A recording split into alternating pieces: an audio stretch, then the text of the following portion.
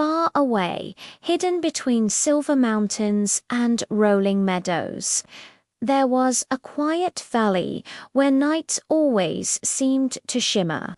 Stars hung low like lanterns, and the moon's light spilled softly across rooftops made of moss and stone. In that valley lived a girl named Elara. She was known for her curious eyes that never seemed to stop searching the sky, while others in her village ended their days early.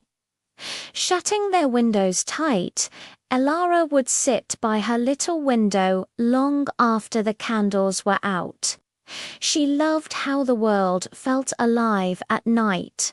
The hum of crickets, the whisper of wind through the grass, and the glow of the stars that seemed to wink back at her.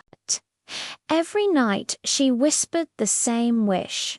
Someday, I'll visit the stars. Her grandmother used to tell her stories about the bird of dreams, a celestial bird who carried wishes to the stars and returned them as dreams. Elara loved that story most of all. One night, when the air was still and the moon hung like a silver coin in the sky, something unusual happened. A faint shimmer floated past her windows, small at first, then brighter, like a spark of moonlight drifting on the breeze. Elara leaned closer. It was a feather glowing faintly gold and blue, its edges lined with starlight. She caught it gently in her hands. It was warm, soft as silk, and pulsing with light as if it had a heartbeat of its own. Then a whisper brushed her ear. Find the bird of dreams before dawn, and your wish shall find its wings. Elara's heart fluttered. She didn't stop to think. She slipped on her cloak, tucked the feather safely in her pocket, and stepped outside into the night. The moon was high, and the world was silver. The glowing feather floated ahead of her, bobbing through the air like a tiny lantern. She followed it past the sleeping houses, past the wheat fields that swayed in the moonlight, and into the forest of whispering leaves, a place most villagers avoided after dark. But Elara wasn't afraid. The trees seemed to move aside for her, their branches glowing faintly as the feather passed. Fireflies drifted in slow, lazy spirals, and the wind carried soft murmurs like the forest itself was humming. Deeper and deeper she went, until she reached a small clearing. A silver fox appeared there, its eyes bright as polished coins. "Where are you going, little dreamer?" the fox asked. Elara blinked. "I'm looking for the bird of dreams." The fox tilted its head. "Few seek it, fewer still find it. Follow the wind that hums with light, and you may reach the lake where dreams are born."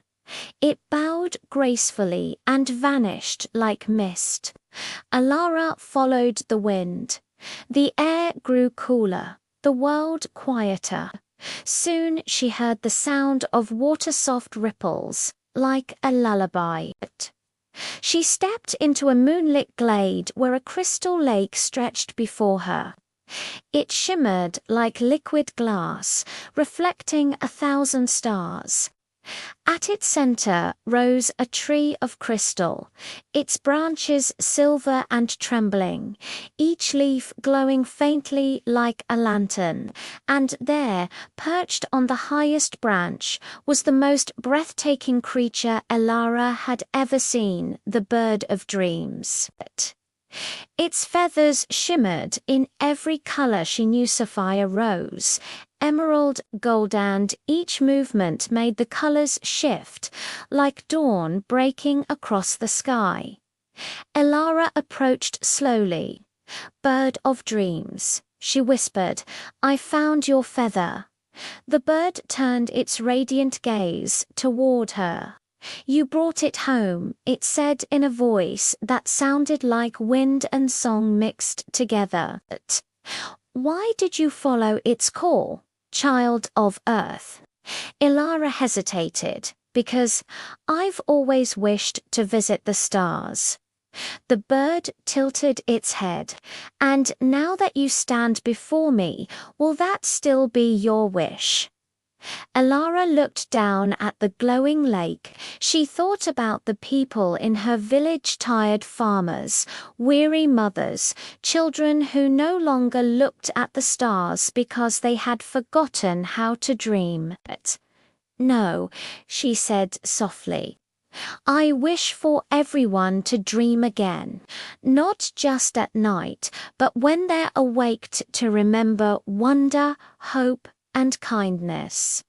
The bird of dreams spread its wings wide. The crystal leaves rustled, and light poured from its feathers like falling stars. "A wish made for others," it said, "is the rarest kind." The bird began to sing a soft, haunting melody that echoed across the lake. The water shimmered brighter, and feathers of light drifted into the air, carried by a gentle wind. Each feather rose higher and higher until they floated over the valley, gliding into open windows, resting on pillows, landing softly on the brows of sleeping dreamers. As the feathers touched them, smiles spread across their faces. They began to dream again of oceans they'd never seen, songs they'd never sung, and skies full of stars that whispered promises. Elara watched in awe. "It's beautiful," she whispered. The bird of dreams looked at her kindly. "Dreams begin with one heart brave enough to wish for them. You, little dreamer, have reminded your world how to hope." A soft breeze wrapped around her, warm and full of light. When she blinked, she was standing at the edge of her village, again the first blush of dawn spreading over the mountains. The feather still rested in her palm, but it no longer glowed. It was white now, simple and soft. She tucked it behind her ear and hurried home. As the sun rose, she noticed something wonderful. The baker humming a tune as he kneaded dough. The shepherd whistling to his flock, children giggling as they played in the dew. Everyone seemed lighter, brighter, as if the night had given them a secret. That evening, Elara sat again by her window. The stars blinked awake, one by one, and the moon smiled down. She whispered, "Thank you, bird of dreams." And somewhere, far beyond the mountains, the bird answered with a song that echoed faintly through the window, melody soft as moonlight and full of promise. Thank you so much for joining me on this magical journey tonight. If this story sparked a little wonder in your heart, please consider liking this video and subscribing for more tales to dream by. Sweet dreams.